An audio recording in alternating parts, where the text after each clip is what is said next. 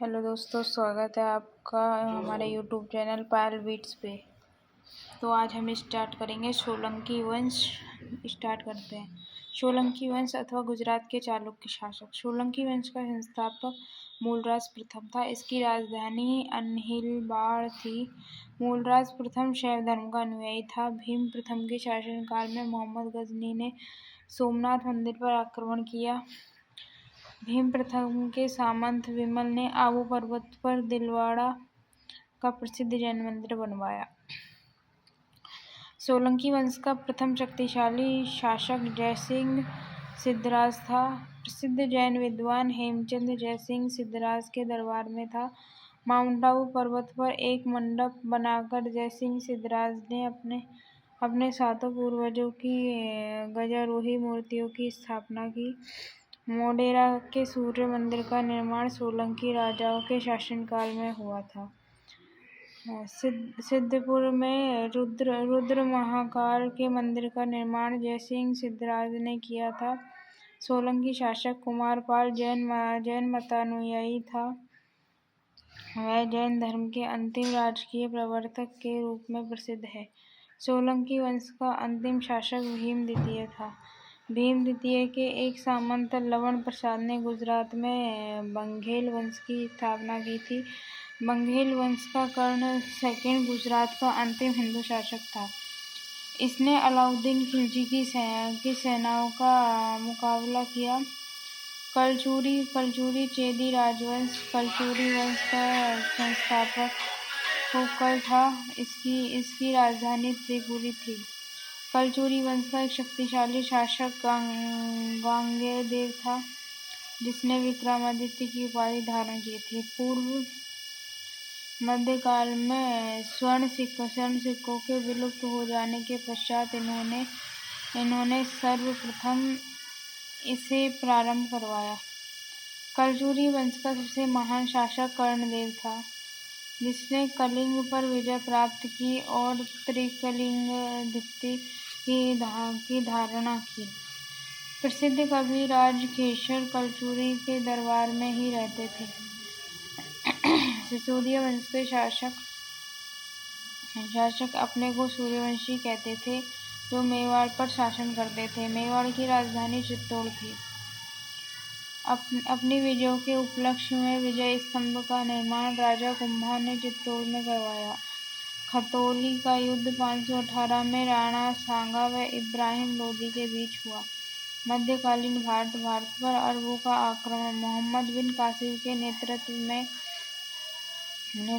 अरबों ने भारत पर पहला सफल आक्रमण किया। अरबों ने सिंध व 712 ईस्वी में विजय पाई थी। अरब आक्रमण के समय सिंध पर दाहिर का शासक था। भारत पर अरबवासियों के आक्रमण का मुख्य उद्देश्य धन दौलत लूट था। मोहम्मद गजनी 932 ईस्वी में अल्पतगीन नामक एक तुर्क सरदार गजनी साम्राज्य की स्थापना की, जिसकी राजधानी गजनी थी। अल्पतगीन की मृत्यु के पश्चात कुछ समय तक गजनी में पिरितगीन ने शासन किया।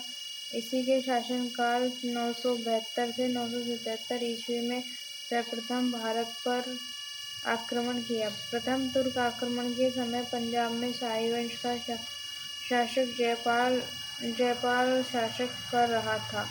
अल्पतगीन का गुलाम तथा दामाद सुबुक्तगीन 977 ईस्वी में गजनी की गद्दी पर बैठा। मोहम्मद गजनी सुबुक्तगीन का पुत्र था, जिसका जन्म 1 नवंबर 971 ईस्वी में हुआ। अपने पिता के काल में मोहम्मद गजनी खुरासान का शासक था। मोहम्मद गजनी 27 वर्ष की अवस्था में 998 ईस्वी में गद्दी पर बैठा। बगदाद का खलीफा अल-आदिल बिल्लाह ने मोहम्मद गजनी के पद को मान्यता प्रदान करते हुए उसे यमीन उद दौला तथा यमीन उल मिल्लाह की उपाधि दी। मोहम्मद गजनी ने भारत पर 17 बार आक्रमण किए। मोहम्मद के भारतीय आक्रमण का वास्तविक उद्देश्य धन की प्राप्ति था। मोहम्मद गजनी एक मोहम्मद गजनी एक मूर्ति भंजक आक्रमणकारी था। मोहम्मद गजनी ने भारत का प्रथम आक्रमण 1000 ईस्वी में किया तथा पेशावर के कुछ भागों पर अधिकार करके वह अपने देश लौट गया। मोहम्मद गजनी ने 1001 ईस्वी में शाही राजा जयपाल के विरुद्ध आक्रमण किया था। इसमें जयपाल की पराजय हुई। मोहम्मद गजनी का 1008 ईस्वी में नगरकोट के विरुद्ध हमले का मूर्तिवाद के विरुद्ध पहली महत्वपूर्ण जीत बताई जाती है।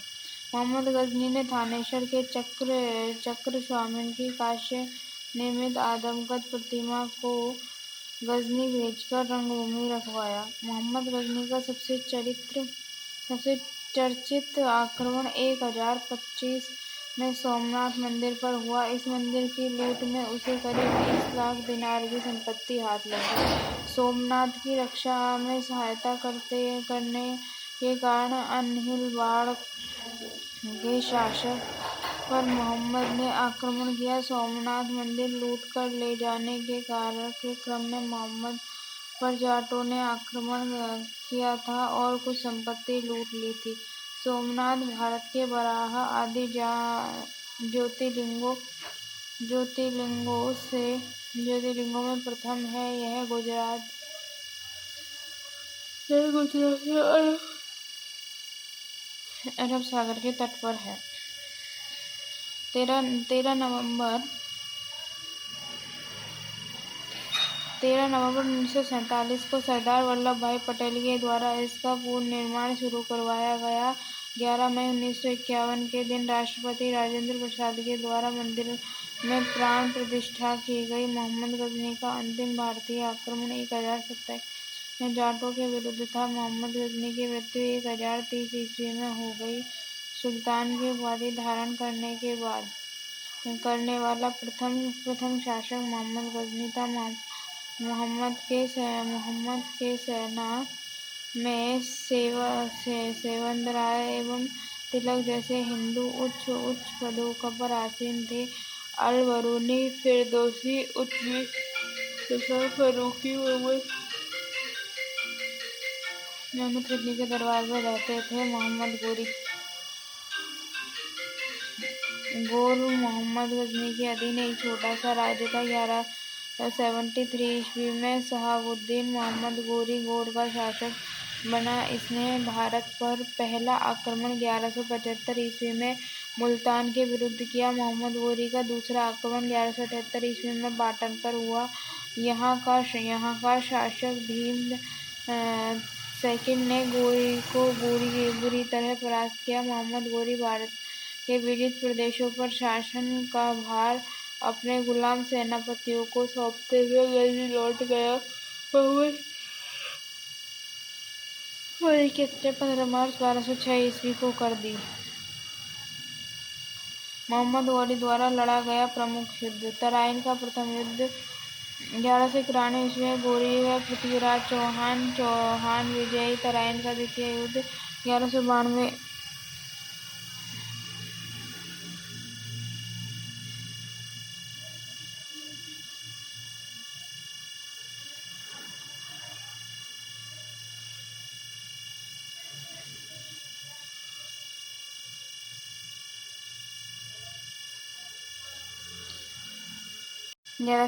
ईस्वी में गोरी व पृथ्वीराज चौहान गोरी विजय चंद्रावल का युद्ध 1194 ईस्वी में गोरी व जयचंद गोरी विजय।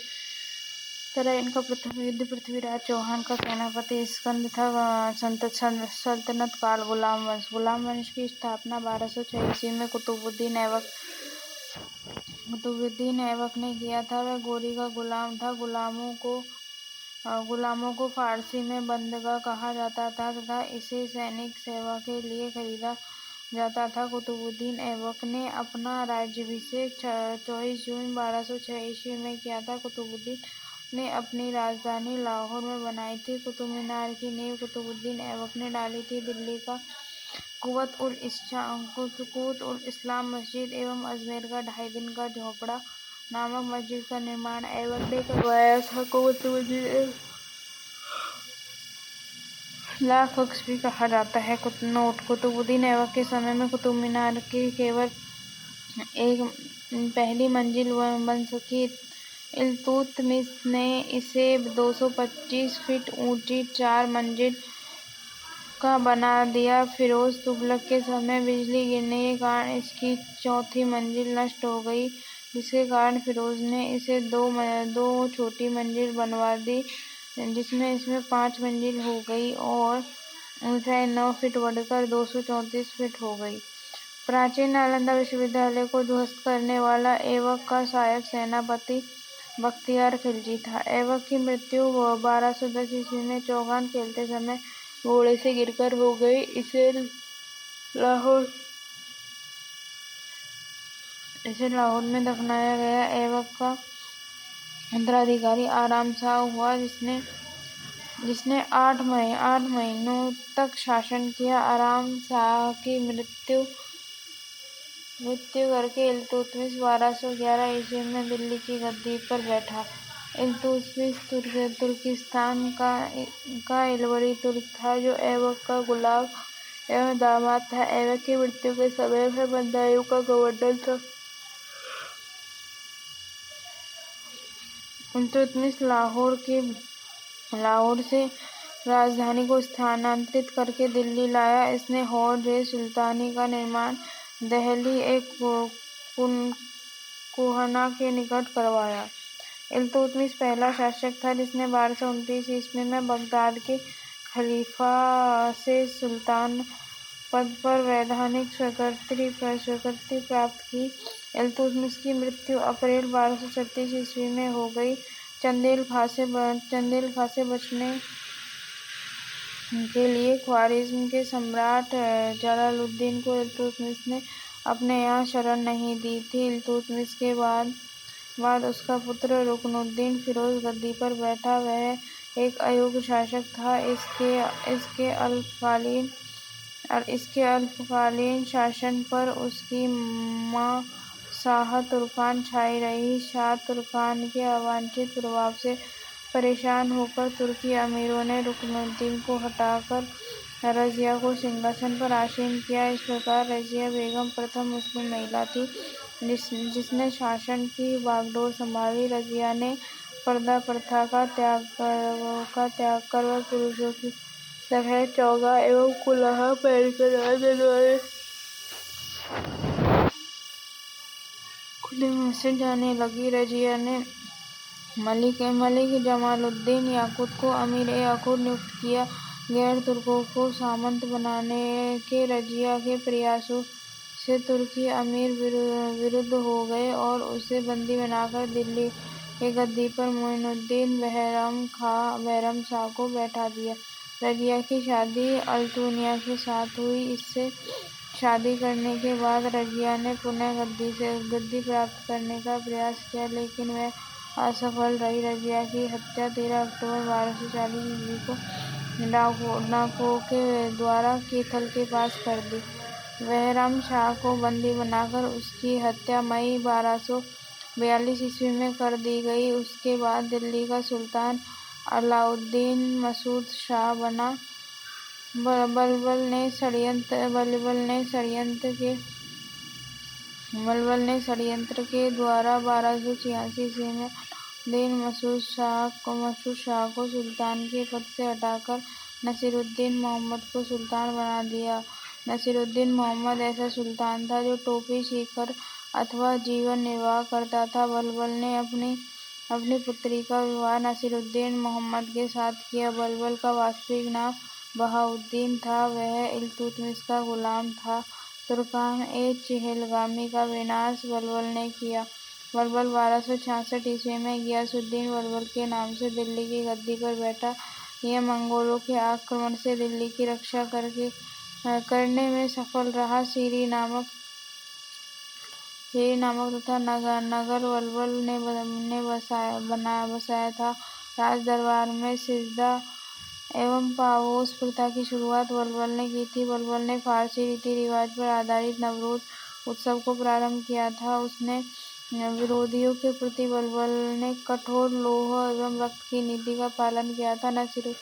महमूद ने बलबल को उल्लू खां की उपाधि प्रदान की थी। बलबल आखेट अभियान के बहाने अपनी सेना को लंबी दूरी तक कवायद कराकर दुरुस्त रखता था। बलबल के दरबार में फारसी के प्रसिद्ध कवि अमीर खुसरो एवं अमीर हसन रहते थे। गुलाम वंश का अंतिम शासक समदुद्दीन तैमूर था। खिलजी वंश गुलाम वंश के शासन को समाप्त कर 13 जून 1290 को जलालुद्दीन फिरोज खिलजी ने खिलजी वंश की स्थापना की।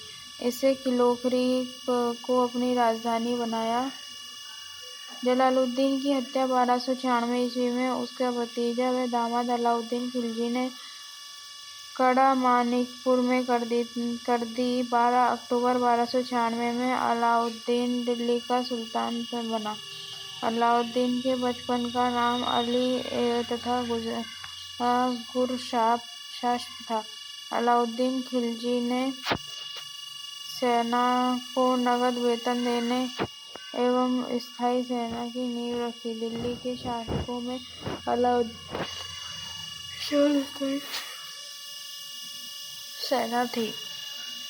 घोड़ा दागने में सैनिकों का पत्र लिखने की प्रथा की शुरुआत अलाउद्दीन खिलजी ने की थी। अलाउद्दीन खिलजी ने भू राजस्व की दर को बढ़ाकर उपज का 1.2 भाग कर दिया।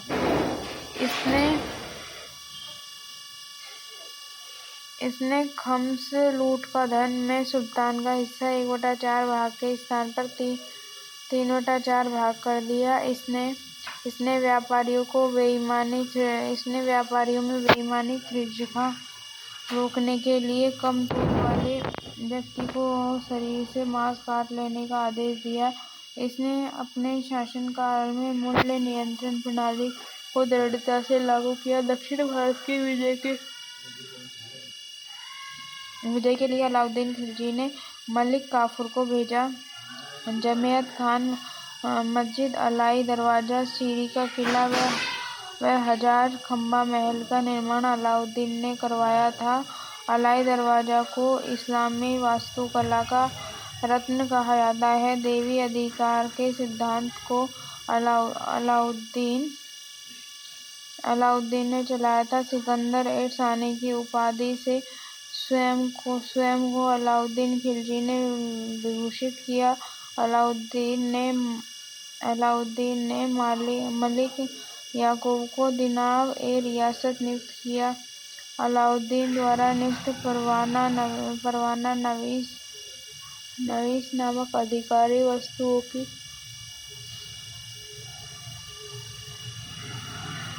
परमिट जारी करता था।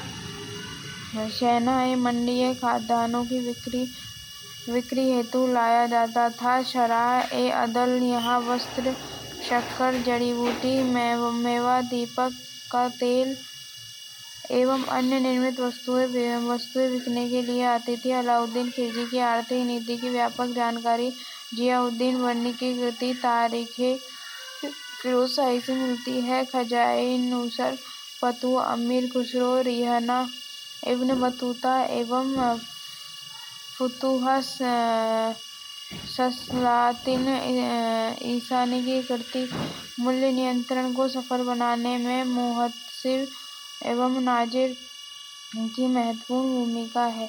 राजस्व सुधारों के अंतर्गत अलाउद्दीन ने सर्वप्रथम मिल्क इनाम एवं वक्त के अंतर्गत दी गई भूमि को वापस लेकर उसे खालसा भूमि में बदल दिया। अलाउद्दीन खिलजी के द्वारा लगाए जाने वाले 2 नवीन कर थे। चराई कर दुधाऊ पशुओं पर लगाया जाता था। गड़ी कर घरों व झोपड़ियों पर लगाया जाता था। अलाउद्दीन खिलजी के शासनकाल में 1297 से 1306 ईस्वी तक मंगोलों के 6 आक्रमण हुए। प्रथम आक्रमण 1207 ईस्वी में कादर खां के नेतृत्व में, दूसरा आक्रमण 1998 में सल्दी के नेतृत्व में, तीसरा आक्रमण 1299 में कुतलुम ख्वाजा कुतलुग ख्वाजा के नेतृत्व में चौथा आक्रमण 1303 ईस्वी में, तारगी के नेतृत्व में पांचवा आक्रमण 1305 ईस्वी में, अली बेग और तारतार के नेतृत्व में एक छठा आक्रमण 1306 ईस्वी में कवक एवं इकबाल मंद के नेतृत्व में हुआ। अलाउद्दीन खिलजी की मृत्यु 5 जनवरी 1316 ईस्वी में हो गई। कुतुबुद्दीन मुबारक खिलजी 1316 ईस्वी को दिल्ली के सिंहासन पर बैठा। इसे नग्न स्त्री पुरुष की संगत पसंद थी। मुबारक खिलजी कभी कभी राज दरबार में स्त्रियों के वस्त्र पहनकर आ जाता था। बरनी के अनुसार मुबारक कभी कभी नग्न होकर दरबारियों के बीच दौड़ा करता था। मुबारक खां ने खलीफा की उपाधि धारण की थी। मुबारक के वजीर खुसरो खां ने 15 अप्रैल 1320 ईस्वी की हत्या कर दी और स्वयं दिल्ली के सिंहासन पर बैठा। खुसरो खां ने पैगंबर के सेनापति की उपाधियां धारण की। तुगलक वंश 5 सितंबर 1320 ईस्वी में खुसरो खां को पराजित करके गाजी मलिक या तुगलक गाजी गयासुद्दीन तुगलक के नाम से 8 सितंबर 1320 ईस्वी को दिल्ली के सिंहासन पर बैठा। गयासुद्दीन ने अलाउद्दीन के समय में लिए गए अमीरों की भूमि को पुनः लौटा दिया। इसने सिंचाई के लिए कुएं एवं नहरों का निर्माण करवाया। संभवतः नहरों का निर्माण करने वाला गयासुद्दीन प्रथम शासक था। गयासुद्दीन तुगलक ने दिल्ली के समीप स्थित पहाड़ियों पर तुगलकाबाद नाम का एक नया नगर स्थापित किया। रोमन शैली में निर्मित इस नगर में एक दुर्ग का निर्माण भी हुआ। इस दुर्ग को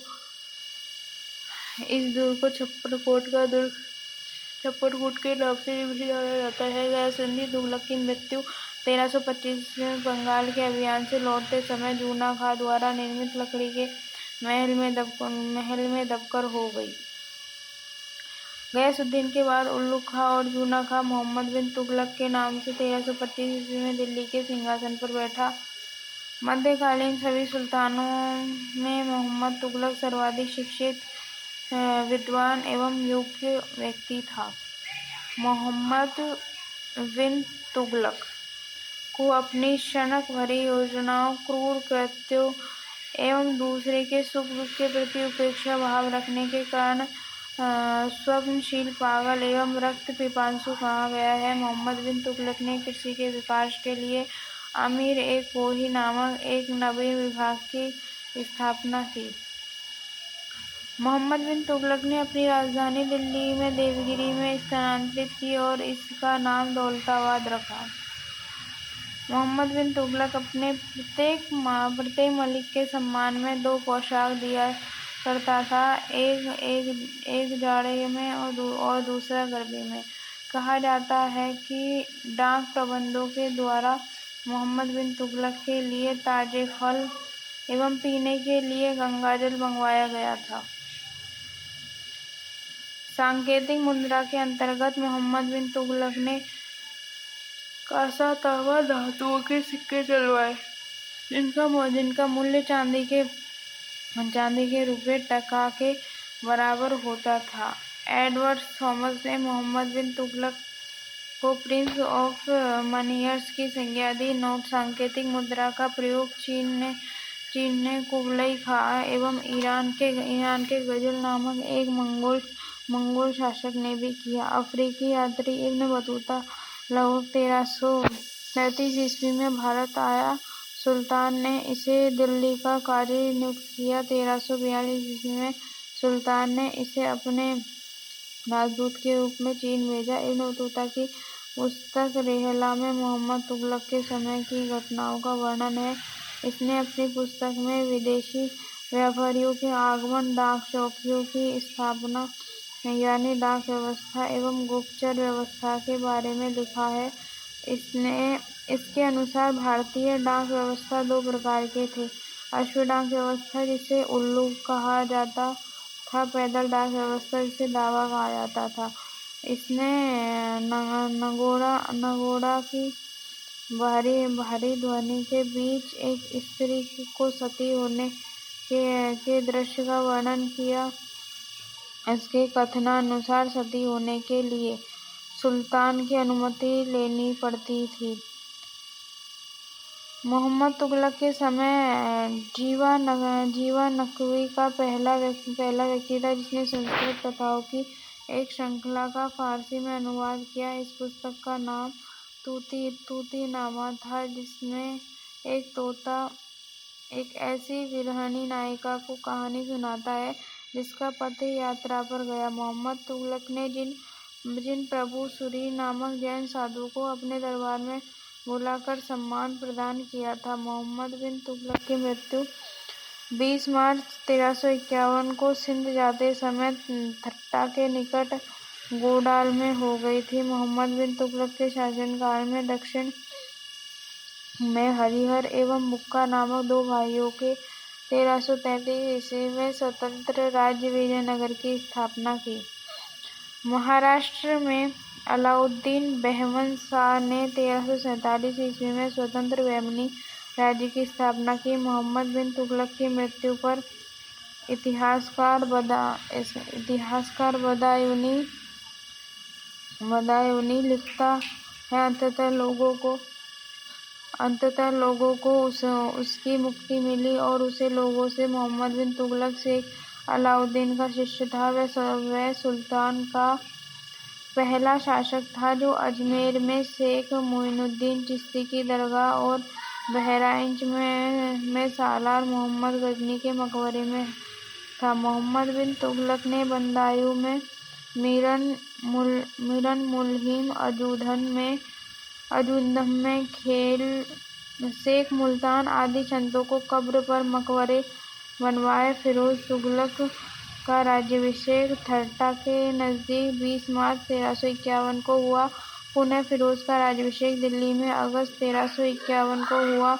खलीफा द्वारा इसे कासिम अमीर उल मोमिन की उपाधि दी गई। राजस्व व्यवस्था के अंतर्गत फिरोज ने अपने शासनकाल में 24 करदायक करों को समाप्त कर केवल 4 खराज, खुम्ब, जजिया एवं ज़कात को वसूल करने का आदेश दिया। फिरोज तुगलक ब्राह्मणों पर जजिया लागू करने वाला पहला मुसलमान था। फिरोज तुगलक ने एक नया सिंचाई कर भी लगाया था जो उपज का 1/10 भाग था। फिरोज तुगलक ने 5 बड़ी नहरों का निर्माण कराया। फिरोज तुगलक ने 300 नए नगरों का निर्माण कराया। इसमें हिसार, फिरोजशाह, फतेहाबाद, जौनपुर, फिरोजपुर प्रमुख है। इसके शासनकाल में खिजराबाद